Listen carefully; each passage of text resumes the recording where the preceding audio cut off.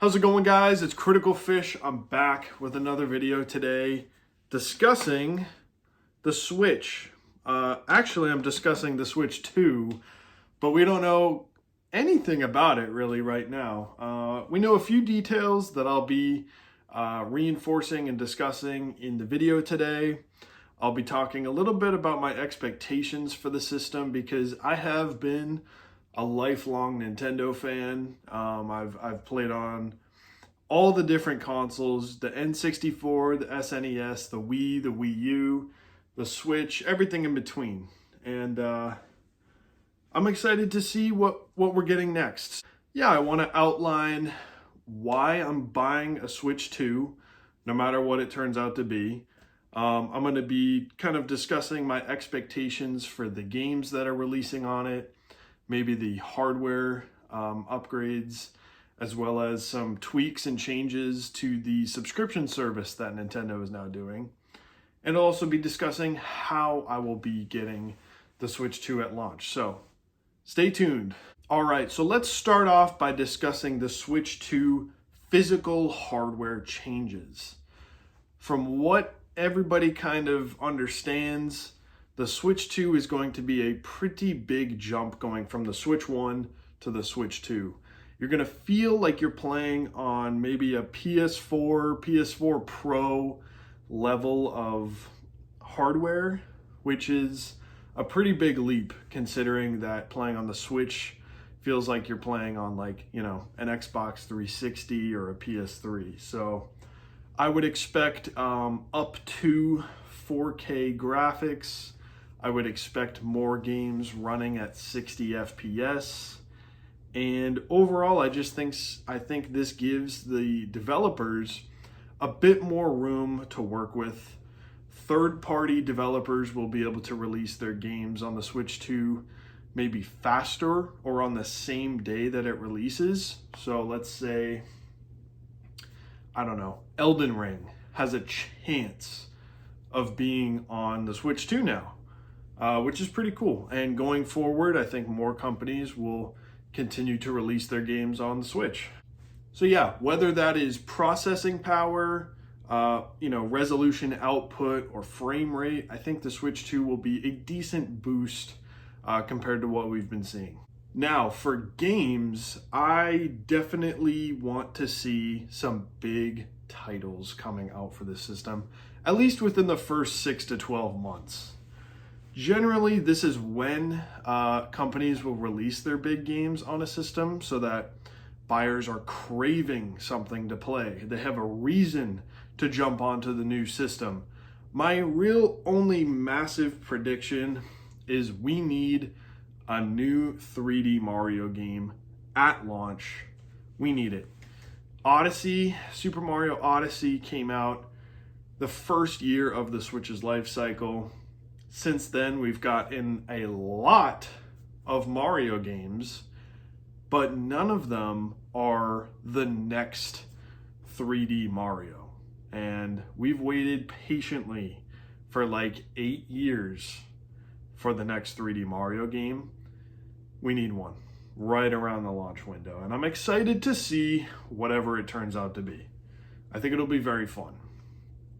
Another game that I would like to play again or continue playing on is Pikmin 4. And I would love to see some Pikmin 4 DLC. I'm praying that we get it. I really want to keep playing Pikmin 4, even though that was a 35-hour game.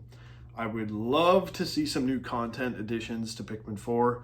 I would happily pay money for it, or if it was part of the subscription service as an expansion, I would also play it that way. Those are my only real big predictions. I don't think a 3D Zelda game is super likely within the first year, unless it's a remake or a remaster of some kind. And I think it's almost a given that Metroid Prime 4 will drop day one on the system no matter what. They've been teasing that game as well for about 8 years. So we're just ready to play it. And in terms of other titles like Animal Crossing or F-Zero or Splatoon, I guarantee we'll see all of that within, you know, a year or two of the Switch 2 being out.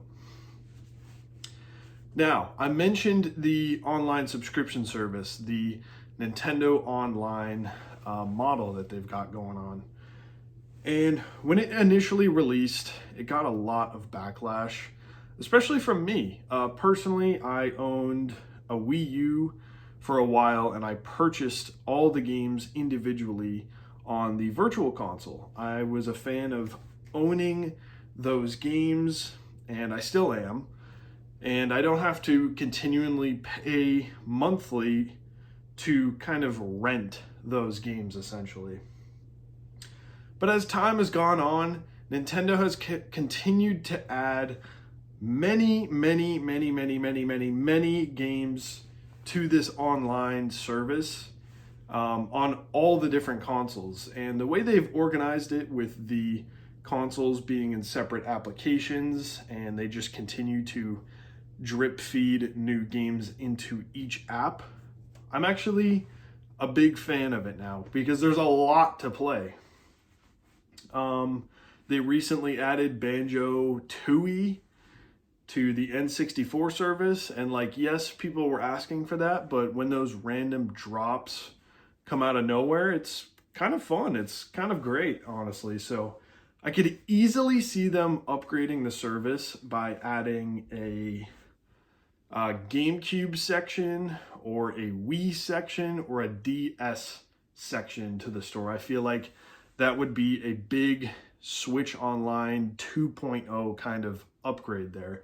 I would love to see that. On a similar note to backwards compatibility or, you know, playing old games on the new system, I want to see the older Switch games get some pretty substantial upgrades no matter what. I would love to play Breath of the Wild in like a 4K 60 mode on the Switch 2, or Tears of the Kingdom or something like that. I want to see these older games that are either locked at 30 frames or they have a wild frame rate or a wild resolution scaling method. I would love to see some of these games get big enhancements on the Switch 2.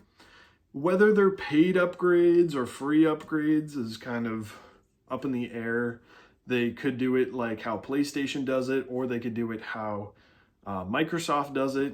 But either way, I would love to see just a little more care and thought put into the backwards compatibility methods for the Switch 2. But there you have it, guys. That's my Switch 2 speculation and discussion. I hope you enjoy. I want to know, are you getting a Switch 2? When do you think they're going to reveal it? Will it be at the Game Awards? Is it going to be early next year? I'm honestly shocked we have not seen it yet, but I can't wait to see it. So let me know what your thoughts are, guys, and subscribe, give the video a like, and have a great day.